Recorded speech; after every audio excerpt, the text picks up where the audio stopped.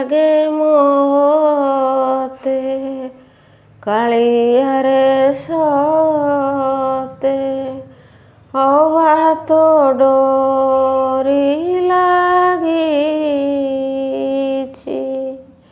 हवा तो डोरी लागिछि घर गणारे चंदन तुलसी घर गणारे चंदन तुलसी महक खेली जाऊछि हवा तो डोरी लागिछि महक खेली जाऊछि संज नई गले मो मन मंदिरे संज नई गले मो मन मंदिरे शुभे तो घंट आलती अनुभवे मोहि देखुछि कालिया तोर सुंदर मूरति शुभे तो घंट आलती तोर सुंदर मूरति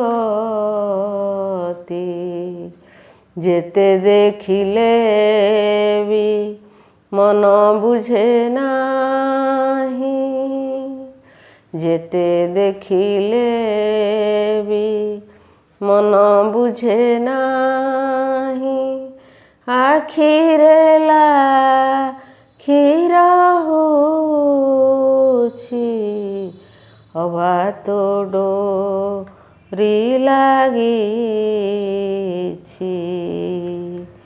हवा तो डोरी लागिछि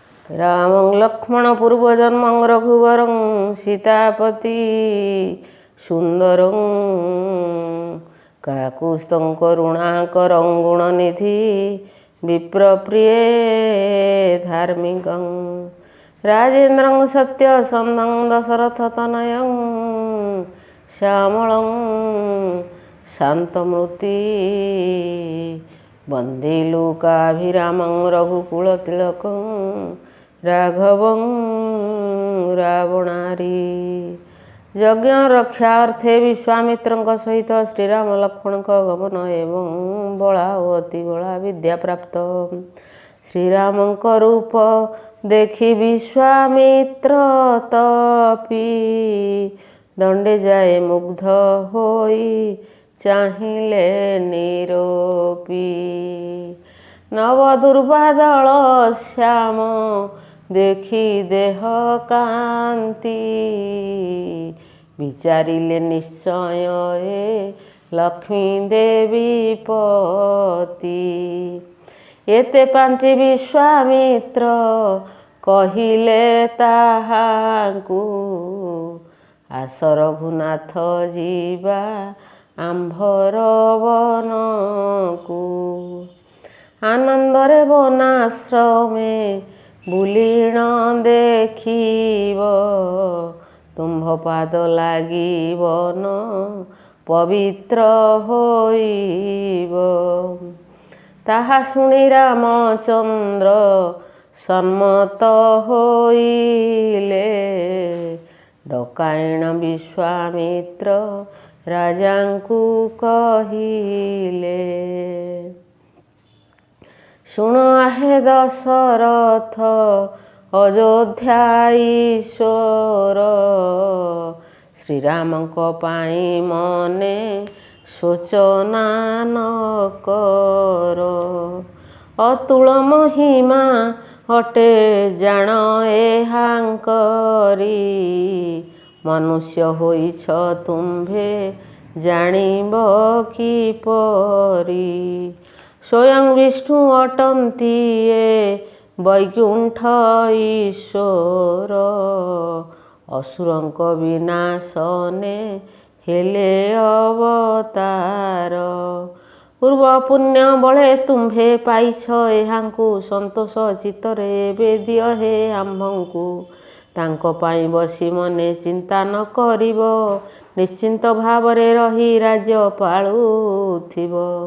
ମୁନି ବାକ୍ୟ ଶୁଣି ରାଜା ସନ୍ତୋଷ ହୋଇଲେ ଅନ୍ତପୁରୁ ଲକ୍ଷ୍ମଣଙ୍କୁ ଡକାଇ ଆଣିଲେ। ବିଶ୍ୱାମିତ୍ର ହସ୍ତେ ନେଇ ରାମ ଲକ୍ଷ୍ମଣଙ୍କୁ ସମର୍ପିଲେ ମନ ମଧ୍ୟରେ ରଖି ବିସ୍ମୟକୁ। ତଦନ୍ତେ ରାମଚନ୍ଦ୍ର ମୁନିଙ୍କୁ କହିଲେ ମାତାଙ୍କୁ ବୋଧିବା ପାଇଁ ଅନ୍ତପୁରେ ଗଲେ। ମାତା ପାଦେ ନମସ୍କାର କରି ଦାଶରଥୀ ବିନୟରେ ଜଣାଇଲେ ତାଙ୍କୁ ଏ ଭାରତୀ।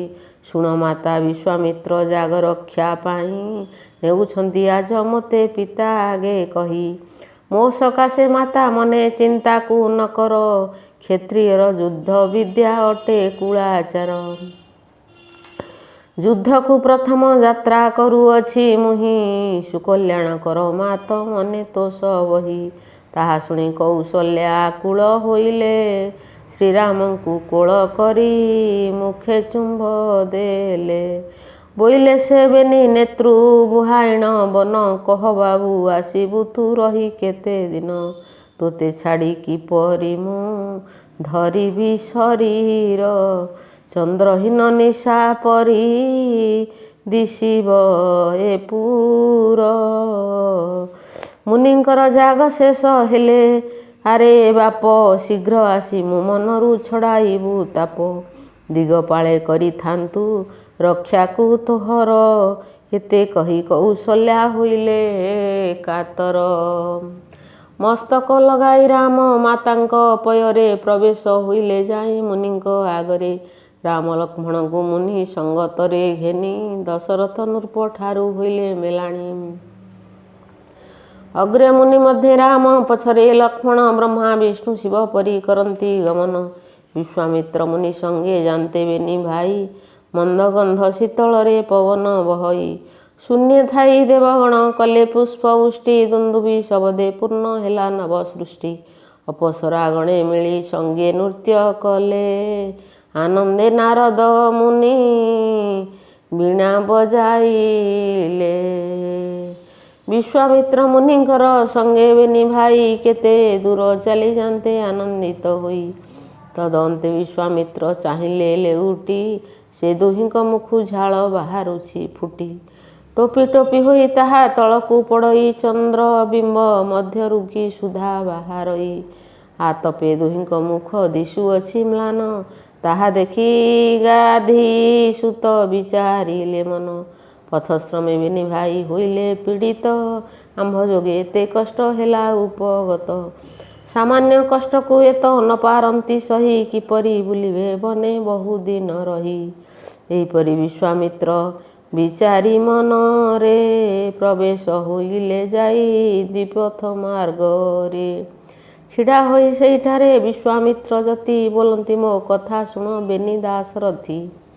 ଦେଖ ଦୁଇ ଗୋଟି ବାଟ ଦିଶୁଅଛି ଆଗେ ଏକ ବାଟେ ଯିବା ପାଇଁ 3 ଦିନ ଲାଗେ। ସେ ବାଟରେ ନିରାପଦ କିଛି ଭୟ ନାହିଁ ଏ ବାଟରେ ଗଲେ 3 ଯାମେ ଯିବା ପାଇଁ। ମାତ୍ର ଏ ବାଟରେ ଅଛି ତାଡ଼କୀ ଅସୁରୀ ଦେଖିଲେ ସେ ମନୁଷ୍ୟକୁ ଖାଏ ବଳେ ମାରି। ଏଥିପାଇଁ ପଚାରୁଛୁ ଆହେ ରଘୁବାଳ କେଉଁ ବାଟେ ଯିବା ପାଇଁ ପାଉଅଛି ବଳ। କହ ବାବୁ ମୋତେ ଏବେ ସେଇ ବାଟେ ଯିବା। ହସି ବୋଲନ୍ତି ଶ୍ରୀରାମ ଶୁଣ ଆହେ ବାବା। ସମୀପରେ ବାଟ ଆଉ ଯିବା କିମ୍ପା ଦୂରେ ଯେଉଁ ବାଟେ ଶୀଘ୍ର ଯିବା ଚାଲ ସେ ବାଟରେ। ତାଡ଼କୀ ବୋଲିଣ ଅଛି ରାକ୍ଷସୀ ଗୋଟିଏ ଏଥିପାଇଁ ନ ଯିବା କି ଆମ୍ଭେ ତାର ଭଏ। ଆମ୍ଭଙ୍କୁ ନାସିବା ପାଇଁ ସେ ଯେବେ ଆସିବ ତା ଇଚ୍ଛାରେ ତା ମୃତ୍ୟୁକୁ ସେ ଲୋଡ଼ି ଆଣିବ। ଶୁଣିନ ବୋଲନ୍ତି ମୁନି ଶ୍ରୀରାମଙ୍କୁ ଚାହିଁ ସେ ବାଟ ଶୁଣିଲେ ମୋର କମ୍ପୁଅଛି ଦେଇ। ହାୟ ରାମ ତୁମ୍ଭେ ମନେ ଅଛ କି ବିଚାରି ରାକ୍ଷସୀ ମୁଖରେ ମୋତେ ଜୀବ ଦେଇ କରି। ମୁନିଙ୍କର ଭୟ ଦେଖି କହନ୍ତି ରାଘବ, ତାହା ହେଲେ ଆମ୍ଭ ଜନ୍ମ ବୃଥା ହୋଇଯିବ। ନ ମାରିବି ଯେବେ ଏକ ବା ଦୁଇ ସରେ, ତିନିଥର ଆଉ ସର ନ ଧରିବି କରେ। ଏଥିର ପ୍ରମାଣ ଅଟେ ତୁମ୍ଭ ଶ୍ରୀଚରଣ। ଏତେ କହି ପ୍ରତିଜ୍ଞାକୁ କଲେ ରଘୁରାଣ। ତାହା ଶୁଣି ବିଶ୍ୱାମିତ୍ର ଆନନ୍ଦ ହୋଇଲେ, ସେ ଦୁହିଁଙ୍କୁ ସଙ୍ଗେ ଧରି ପଥ ବାହି ଗଲେ। ପ୍ରବେଶ ହୋଇଲେ ଯାଇ ସରଜୁର କୂଳ, ସେ ସରିକି ଆଉ ଥିଲା ପ୍ରହରେକ ବେଳ। ସେଠାରେ କହିଲେ ତାଙ୍କୁ ତପିକୁଳ ଈଶ, ବେନି ଭାଇ ଆଚମନ କରି ବେଗେ ଆସ। ବଳା ଅତି ବଳା ଦୁଇ ବିଦ୍ୟା ଆମ୍ଭଠାରେ ଅଛି, ତା ତୁମ୍ଭଙ୍କୁ ଏବେ ଦେବୁ ସନ୍ତୋଷରେ। ସେ ଦୁଇଟି ବିଦ୍ୟା ଯେବେ ଶ୍ରବଣ କରିବ, କ୍ଷୁଧା ତୃଷ୍ଣା ବ୍ୟାଧି ବାଧା ଦେହେ ନ ଲାଗିବ। ଯୁଦ୍ଧଜାତ ଶ୍ରମ ତୁମ୍ଭେ ନ ପାରିବ ଜାଣି, ତୁମ୍ଭଙ୍କୁ ଯୁଦ୍ଧରେ ଦୈତ୍ୟ ନ ପାରିବେ ଜିଣି। ଜ୍ଞାନ ଶକ୍ତି ବଳ ତୁମ୍ଭ ଦେହେ ପୂର୍ଣ୍ଣ ହେବ, ସବୁଠାରେ ଜୟୀ ତୁମ୍ଭେ ହୋଇବ ରାଘବ। ଅସ୍ତ୍ରଶସ୍ତ୍ରମାନ କିଛି ଦେହେ ନ ଭେଦିବ, ଦୂରୁ ଦେଖି ଶତ୍ରୁମାନେ ଭୟେ ପଳାଇବେ। ତେଜସ୍ୱୀ ହୋଇବ ତୁମ୍ଭେ ପୃଥିବୀ ମଧ୍ୟରେ, ସେ ବିଦ୍ୟାକୁ ଦେବୁ ଆମ୍ଭେ ସନ୍ତୋଷ ମନରେ। ବିଶ୍ୱାମିତ୍ର ବଚନରେ ଶ୍ରୀରାମ ଲକ୍ଷ୍ମଣ ସରଜୁ ଜଳରେ କଲେ ସ୍ନାନ ମାର୍ଜନ। ତଦନ୍ତରେ ଶୁଚିମନ୍ତ ହୋଇଣ ବସିଲେ, ବିଶ୍ୱାମିତ୍ର ଠାରୁ ବେନି ବିଦ୍ୟାକୁ ଘେନିଲେ। ବଳା ଅତି ବଳା ବିଦ୍ୟା କରନ୍ତେ ଗ୍ରହଣ, ବଳବୀର୍ଯ୍ୟ ତେଜ ପୁଞ୍ଜ ଦେହେ ହେଲା ପୂର୍ଣ୍ଣ। ସେ ରାତ୍ରକ ମୁନିବର ସଙ୍ଗେ ସେହିଠାରେ, କୁଶାସନେ ନିଦ୍ରା କରି ରଜନୀ ଶେଷରେ। ବ୍ରାହ୍ମ ମୁହୂର୍ତ୍ତରୁ ପୁଣି ଉଠି ବିଶ୍ୱାମିତ୍ର, କମଣ୍ଡଳୁ ତମ୍ବା ପାତ୍ର ସହିତେ ପବିତ୍ର। ଧରି ବାହାରିଲେ ନିଜ କୃତ୍ୟ କରିବାକୁ, ତାହା ଦେଖିବେନି ଭାଇ ଛାଡ଼ିଲେ ଶଯ୍ୟାକୁ।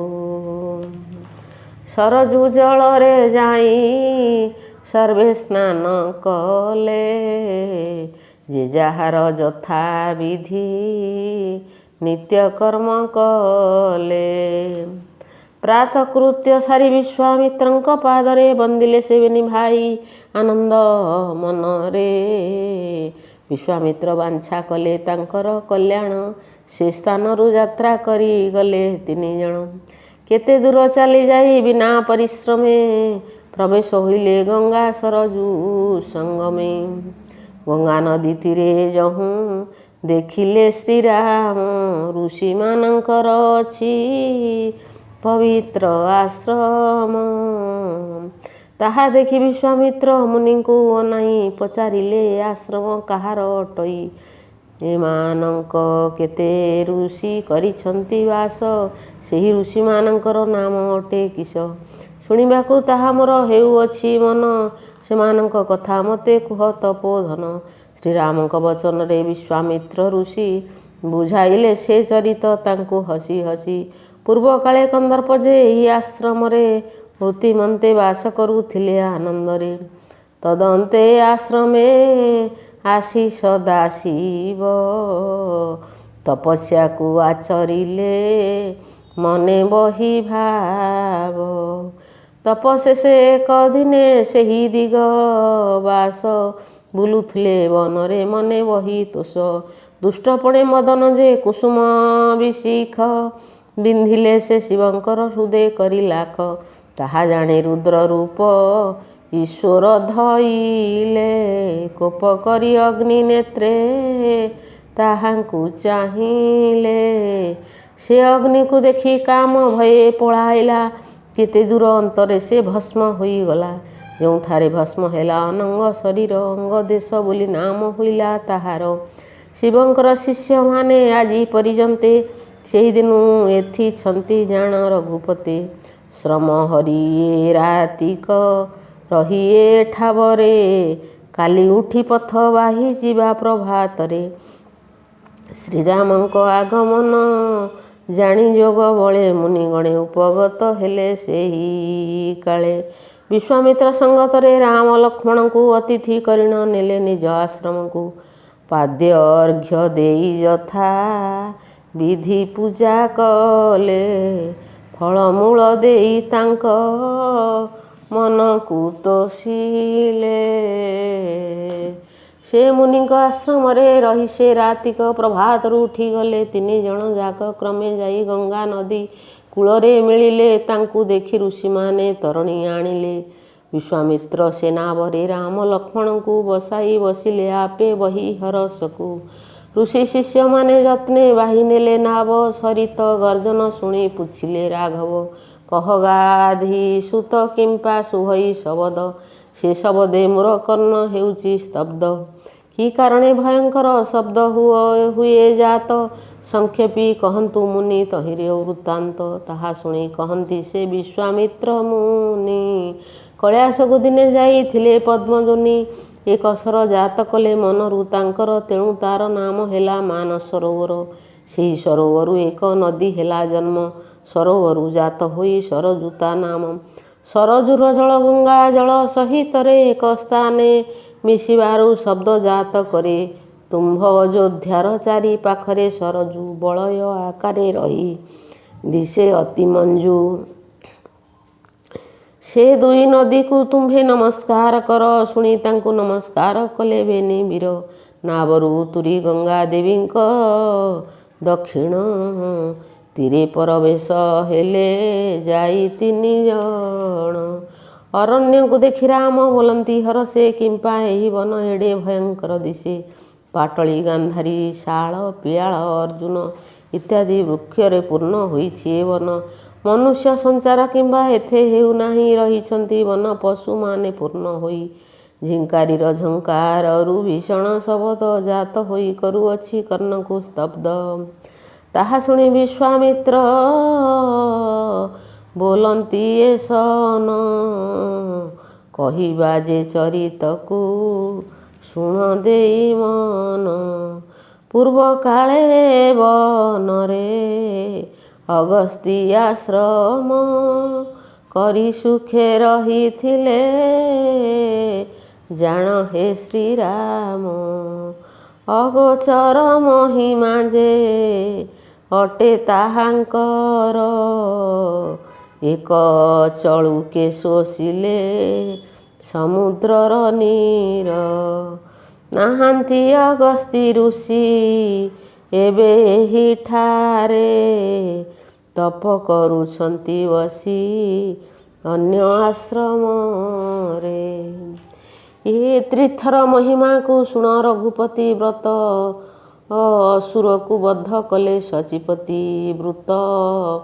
ଅସୁରକୁ ବଦ୍ଧ କଲେ ସଚିପତି। ଏ ବୃତକୁ ମାରନ୍ତେ ଇନ୍ଦ୍ର ବ୍ରହ୍ମ ହତ୍ୟା ହେଲା। ସେହି କଳୁଷରେ ଦେହ ମଳିନ ଦିଶିଲା। ଋଷିଗଣ ସଙ୍ଗେ ମିଳି ଦେବତା ସକଳେ ଇନ୍ଦ୍ରଙ୍କୁ ଯେ ବୁଡ଼ାଇଲେ ଆଣି ଗଙ୍ଗା ଜଳେ। ବୁଡ଼ନ୍ତେ ସେ ଜଳେ ତାଙ୍କ ମନ ଧୌତ ହେଲା। କଳୁଷ ଛାଡ଼ିଣ ଦେହ ଶୋଭା ପ୍ରକାଶିଲା। ତାହା ଦେଖି ସୁରପତି ସନ୍ତୋଷ ଲଭିଲେ। ମଳଦ କଳୁଷ ନାମ ସେ ସ୍ଥାନର ଦେଲେ। ମଳଦ କଳୁଷ 2 ଜନପଦ ନାମ। ଅଦ୍ୟାବଧି ଏ ସ୍ଥାନର ଥିଲା ହେ ଶ୍ରୀରାମ। ସୁନ୍ଦକୁ ବିବାହ କରି ତାଡ଼କା ଅସୁରୀ ଏକ ପୁତ୍ର ଜାତ କଲା ପର୍ବତର ପରି। କି କହିବା ତାର ରୂପ ଅତି ଭୟଙ୍କର। ସେ ଦୁଷ୍ଟର ନାମ ହେଲା ମାରିଚ ଅସୁର। ମହାବଳ ପରାକ୍ରମୀ ଅଟେ ସେ ରାକ୍ଷସ। ମାତା ପୁତ୍ର ଦୁହେଁ ମିଶି ଭାଙ୍ଗିଲେ ଏ ଦେଶ। ମଳଦ କଳୁଷ 2 ଜନପଦ ନାସି। ଏହିଠାରୁ ଅଳ୍ପ ଦୂରେ ଅଛି ସେ ରାକ୍ଷସୀ। ଆବରି ରହିଛି ଅର୍ଥ ଯୋଜନ ପର୍ଯ୍ୟନ୍ତ। ସେହି ବାଟେ ଆମ୍ଭେମାନେ ଯିବା ରଘୁସୂତ। ସେ ତାଡ଼କୀ ସକାଶରୁ ଏ ବନ ମଧ୍ୟରେ କେହି ପଶି ନ ପାରନ୍ତି ପ୍ରାଣର ଭୟରେ। ଯାହାକୁ ସେ ଦେଖେ ତାକୁ କରଇ ଆହାର। ସେ ସକାଶୁ ଏହି ବନ ଦିଶେ ଭୟଙ୍କର। ଆମ୍ଭମାନଙ୍କର ହିତେ ଆହେ ରଘୁନାଥ। ସେ ତାଡ଼କୀ ରାକ୍ଷସୀକୁ କରିବେ ଗେହତ। ସେ ଦୁଷ୍ଟାକୁ ନାଶ କରି ଏହି ପଥ ଦ୍ୱୟ। ଲୋକଙ୍କର ହିତ ପାଇଁ କରାଅ ନିର୍ଭୟ।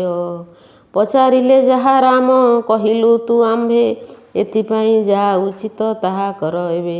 ଏହା ଶୁଣି ରାମଚନ୍ଦ୍ର ବିସ୍ମୟ ହୋଇଲେ। ବିଶ୍ୱାମିତ୍ର ପାଦେ ନମି ପୁଣି ପଚାରିଲେ, କହ ଆହେ ମୁନିବର, ଅଗସ୍ତ୍ୟ କାହିଁକି ଚଳୁ କରି ଶୋଷି ଦେଲେ ସମୁଦ୍ର ପାଣିକି? ବ୍ରତାସୁର ବଧ କିମ୍ପା ସୁରପତି କଲେ? କି କାରଣେ ବ୍ରହ୍ମହତ୍ୟା ପାପ ସେ ଲଭିଲେ?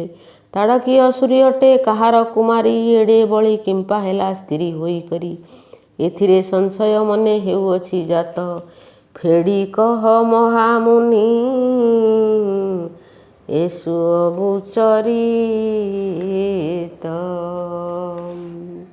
ଏତେ କହି ମୌନ ଯେ ହେଲେ ରଘୁରାଣ, ରତ୍ନାକର ଭଜେ ତାଙ୍କ ଅଭୟ ଚରଣ। ଇନ୍ଦ୍ର କର୍ତ୍ତୃକ ବୃତାସୁର ବଧ। ଶ୍ରୀରାମଙ୍କ ବାକ୍ୟ ଶୁଣି ବିଶ୍ୱାମିତ୍ର ଋଷି, ବୋଲନ୍ତି କହିବା ତାହା ଶୁଣ ରଘୁବଂଶୀ। ଅତି ପୂର୍ବ କଥା ଏହି ବ୍ରତାସୁର ବଧ, ଅତି ପୂର୍ବ କଥା ଏହି ବୃତାସୁର ବଧ। ଯେଉଁ ରୂପେ ତାଙ୍କୁ ନାଶ କଲେ ବଜ୍ରାୟୁଧ, ବ୍ରହ୍ମାଙ୍କ ଦେହରୁ ଜାତ ହୋଇଲେ ମରିଚି, ଚାରି ବେଦେ ତାହାଙ୍କର ବଳି ଥାଏ ରୁଚି। ମରିଚିଙ୍କ ପୁତ୍ର ନାମ କଶ୍ୟପ ମହର୍ଷି, କଶ୍ୟପଙ୍କ ଠାରୁ ଜାତ ହେଲେ ତୃଷ୍ଟା ଋଷି। ତୃଷ୍ଟାଙ୍କର ପୁତ୍ର ବିଶ୍ୱାମିତ୍ର ବୋଲାଇଲେ, ଦେବଗଣଙ୍କର ସେହି ପୁରୋଧା ହୋଇଲେ। ବିଶ୍ୱରୂପଙ୍କର ଥିଲା ତିନୋଟି ବଦନ, ଏକ ମୁଖେ କହନ୍ତି ସେ ସୋମରସ ପାନ, ଏକ ମୁଖେ କରନ୍ତି ସେ ସୋମରସ ପାନ। ପୁଣି ଏକ ମୁଖେ ସେହି ମଦିରା ପିଅନ୍ତି, ଅନ୍ୟ ମୁଖେ ଅନ୍ନ ଖାଇ ତୃପତ ହୁଅନ୍ତି। ସେହି ବିଶ୍ୱରୂପଙ୍କର ପିତୃକୁଳ ଦେବେ, ପୁଣି ତାଙ୍କ ମାତୃକୁଳ ଅଟନ୍ତି ଦାନବେ। ବିଶ୍ୱରୂପ ଯାଗ କଲେ ଦେବତାମାନଙ୍କୁ, ପିତୃକୁଳ ବୋଲି ହବି ଦିଅନ୍ତି ତାହାଙ୍କୁ। ଅସୁରମାନଙ୍କୁ ମାତୃକୁଳ ବୋଲି କରି ଗୁପ୍ତରେ ଦିଅନ୍ତି ହବି ଦେବତାଙ୍କୁ ଡରି। କେତେ କାଳେ ଏହି କଥା ଜଣାଗଲା ଯହୁଁ, କୋପେ ଇନ୍ଦ୍ର ତାଙ୍କ ମୁଣ୍ଡ ହାଣିଦେଲେ ତହୁଁ। ଯେଉଁ ମୁଣ୍ଡ ତାହାଙ୍କର ପିଉଥିଲା ସୋମ, ସେ ମୁଣ୍ଡ ଚାତକ ପକ୍ଷୀ ରୂପେ ହେଲା ଜନ୍ମ। ଘର ଚଟିଆ ରୂପରେ ସୁରା ପାଇ ମୁଖ, ଜନମକୁ ଲଭିଲାଟି ଜାଣ ପଦ୍ମମୁଖ। ଯେଉଁ ମୁଖେ କରୁଥିଲେ ଅନ୍ନକୁ ଭକ୍ଷଣ, ତିତିରି ପକ୍ଷୀ ରୂପରେ ସେ ହୋଇଲା ଜନ୍ମ। ବିଶ୍ୱଙ୍କ ମୃତ୍ୟୁରୁ ଯେଉଁ ବ୍ରହ୍ମା ହତ୍ୟା ଜାତ ହେଲା, ତାକୁ ହସ୍ତପାତି ନେଲେ ପୁରୋହିତ। ସେ ବ୍ରହ୍ମ ହତ୍ୟାକୁ ଇନ୍ଦ୍ର ବରଷେ ପର୍ଯ୍ୟନ୍ତେ ବହିଥିଲେ ସେ ଉତାରୁ ବିଚାରିଲେ ଚିତେ। କିପରି ଏଥିରୁ ଏବେ ପାଇବି ମୁକତି, ଏତେ ପାଞ୍ଚି ଚାରି ଭାଗ କଲେ ସୁରପତି। କ୍ଷିତିଆପ ବୃକ୍ଷ ଆଉ ସ୍ତ୍ରୀଙ୍କ ରଜରେ, ଭାଗେ ଭାଗେ ପାପ ନେଇ ରଖିଲେ ସତ୍ୱରେ।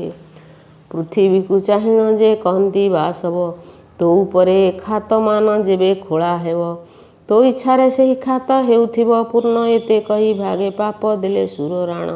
ପୃଥିବୀରେ ଯେଉଁ ଅଂଶେ ସେ ପାପ ରହିଛି, ସେହି ଅଂଶ ଯାକ ମରୁଭୂମି ହୋଇଅଛି। ବୃକ୍ଷକୁ ଅନାଇ ପୁଣି କହିଲେ ବାସବ, ଚୋପା ଛାଡ଼ିଗଲେ ତୋର ଗଜା ଅଙ୍କୁରିବ। ଏହା କହି ଏକ ଭାଗ ଦେଲେ ନେଇ ତାକୁ ପାପ ଭାଗ କହନ୍ତିଟି ବୃକ୍ଷ ନିର୍ଯାସକୁ। ତହୁଁ ଏକ ଭାଗ ନେଇ ସ୍ତ୍ରୀଙ୍କୁ ସେ ଦେଲେ, ସର୍ବଦା ସମ୍ଭୋଗ ତୁମ୍ଭେ କରିବ କହିଲେ। ମାସକରେ ଥରେ ଋତୁ ରୂପରେ ବାହାର, ହୁଅଇ ସେ ବ୍ରହ୍ମ ହତ୍ୟା ଜାଣ ସ୍ତ୍ରୀଙ୍କର। ଆଉ ଏକ ଭାଗ ନେଇ ଜଳ ପାଶେ ଗଲେ, ଦୁଗ୍ଧ ଆଦି ଦ୍ରବ୍ୟ ତୁମ୍ଭେ ମିଶିବ କହିଲେ।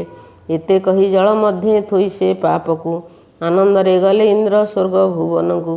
ଜଳେ ଯେଉଁ ବୁଦ ବୁଦ ଫେନ ହୁଏ ଜାତ, ସେହି ପାପ ଅଂଶ ଅଟେ ଜାଣ ରଘୁସୂତ। ଏହି ରୂପେ ବ୍ରହ୍ମ ହତ୍ୟା ଇନ୍ଦ୍ର ଛଡ଼ାଇଲେ, ଦୃଷ୍ଟା ମୁନି ବିଶ୍ୱରୂପ ମୃତ୍ୟୁକୁ ଦେଖିଲେ। ପୁତ୍ର ଶୋକେ ବ୍ୟାକୁଳିତ ହୋଇ ମୁନିବର ଇନ୍ଦ୍ରଙ୍କୁ ଜିଣିବା ପାଇଁ ବଳିଷ୍ଠ କୁମର। କିପରି ଜନ୍ମିନିବିମ୍ବ ତାହା ମନରେ ପାଞ୍ଚିଲେ। ବେଦ ମନ୍ତ୍ର ଆହୁତିକି ହୋମ କୁଣ୍ଡେ ଦେଲେ। ତାହା ଖାଇ ବିଶ୍ୱ ବୈଶାନର ଦିଶିଲା କରାଳ। କୃତାନ୍ତ ସଦୃଶ ରୂପେ ଜାତ ହେଲା ବାଳ। ତମ ଗୁଣେ ଜନ୍ମ ପାଇ ରାକ୍ଷସ ହୋଇଲା। ଶୁକ୍ଳପକ୍ଷ ଚନ୍ଦ୍ର ପରି ସେ ଦୈତ୍ୟ ବଢ଼ିଲା। ପୋଡ଼ା ପର୍ବତର ପରି ଦିଶଇ ଶରୀର। ପିଙ୍ଗଳ ଚକ୍ଷୁ ଆରକ୍ତ ଚକ୍ଷୁ ଯେ ତାହାର। ତିନି ଗୋଟି ଶିର ତାର ଅତି ଭୟଙ୍କର। ଦୁଇ ଶିର ଆଚ୍ଛାଦିଲା ସ୍ୱର୍ଗ ମର୍ତ୍ତ୍ୟପୁର। ପ୍ରଳୟ ବାରିଦ ପରି କରଇ ଗର୍ଜନ। ପଦାଘାତେ ତିନି ପୁର ହେଲା କମ୍ପମାନ। ହସ୍ତେ ଏକ ଶୂଳ ଧରି ବାହାର ସେ ହେଲା। ନିମିଷକେ ସ୍ୱର୍ଗପୁରେ ପ୍ରବେଶ ହୋଇଲା। ତାର ଭୟଙ୍କର ରୂପ ଦେଖି ସୁରଗଣ ନାନା ଅସ୍ତ୍ର ଶସ୍ତ୍ର ଆଣି କଲେ ପ୍ରହାରଣ। ତାହା ଦେଖି ବୃତାସୁର ଟହ ଟହ ହସି ଦେବତାଙ୍କ ଅସ୍ତ୍ର ସବୁ ଦେଲା ସେହି ଗ୍ରାସୀ। ଭୟେ ଦେବଗଣେ ତହୁଁ ପଳାଇଲେ ଛାଡ଼ି। ବସିଲା ସେ ବୃତାସୁର ତିନି ପୁର ମାଡ଼ି। ବୃତାସୁର ପରାକ୍ରମ ଦେଖି ଦୈତ୍ୟଗଣେ ତା ପାଶରେ ଆଶ୍ରେ କଲେ ଆସି ବନ୍ଧୁପଣେ। ଦାନବଙ୍କ ଭୟ ଦେବେ ପଳାୟଣ ଗଲେ। ବ୍ରହ୍ମାଙ୍କ ପାଶରେ ଯାଇ ଶରଣ ପଶିଲେ। ଜଣାଇଲେ ବୃତାସୁର ଯୁଦ୍ଧର ବ୍ୟବସ୍ଥା। ତାହା ଶୁଣି ବ୍ରହ୍ମା ତାଙ୍କୁ କହିଲେ ଏ କଥା। ପୂର୍ବରୁ ଜାଣିଛୁ ଆମ୍ଭେ ବଳବୀର୍ଯ୍ୟ ତାର ଯେପରି ମରିବ ତାହା କରିଅଛୁ ସ୍ଥିର। ଅଷ୍ଟଧାତୁ ଆଦି କାଷ୍ଠ ପାଷାଣ ସହିତେ ଜଗତରେ ଅସ୍ତ୍ରଶସ୍ତ୍ର ରହିଅଛି ଯେତେ। ତହିଁରେ ସେ ଦୁରାଚାର ନୋଇବ ନିଧନ। ତାର ମୃତ୍ୟୁଭେଦ ଆମ୍ଭେ କହୁଅଛୁ ଶୁଣ। ଦଧିଚି ଋଷିଙ୍କ ପାଶେ ଯାଅ ସର୍ବଦେବ।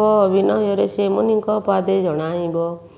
କରିବ ବହୁତ ସ୍ତୁତି ଯାଚିବେ ସେ ବର। ସେହି କାଳେ ଏ କଥାକୁ ମାଗ ସର୍ବସୁର। ଆପଣଙ୍କ ନିଜ ଦେହୁ ଅସ୍ଥି ଯାକ ଦେଇ ରକ୍ଷା କର ସ୍ୱର୍ଗପୁର ଆହେ ତପିସାଇ। ତୁମ୍ଭ ହିତେ ନିଜ ଦେହ ଛାଡ଼ିବେ ତପିଶ। ନିର୍ମାଣ କରିବ ତାଙ୍କ ଅସ୍ଥିରେ କୁଳିଶ। ସେହି ବଜ୍ରକୁ ବାସବ କରିବେ ପ୍ରହାର। ତେବେ ଯାଇ ବୃତାସୁର ହୋଇବ ସଂହାର। ବ୍ରହ୍ମା ବାକ୍ୟ ଶୁଣି ଦେବେ ଗଲେ ଅତି ଘରେ। ଭେଟିଲେ ମୁନିଙ୍କୁ ଯାଇ ସରସ୍ୱତୀ ତୀରେ। ଦଧିଚି ମୁନିଙ୍କ ତେଜ ଦିଶେ ଅଗ୍ନି ଜିଣି। ସେ ମୁନିଙ୍କ ଚଉପାଶେ ଘେନି ସୁର ଶ୍ରେଣୀ। ସାଷ୍ଟାଙ୍ଗ ହୋଇଣ ସର୍ବେ ଶିରେ କର ଦେଇ। ନମିଲେ ମୁନିଙ୍କ ପାଦେ ଗଦ ଗଦ ହୋଇ। ଦେବତାଙ୍କ ଆଗମନ ଦେଖି ବ୍ରହ୍ମ ଋଷି। ଯୋଗ ବଳେ ସବୁ ଜାଣି କହିଲେ ସେ ହସି। ଶୁଣ ଦେବେ ତୁମ୍ଭ ହିତେ ଆମ୍ଭର ଶରୀର। ଶୁଣ ଦେବେ ତୁମ୍ଭ ହିତେ ଆମ୍ଭର ଶରୀର। ତ୍ୟଜିବୁ ନିଶ୍ଚୟ ଏହା ସଂଶୟ ନ କର।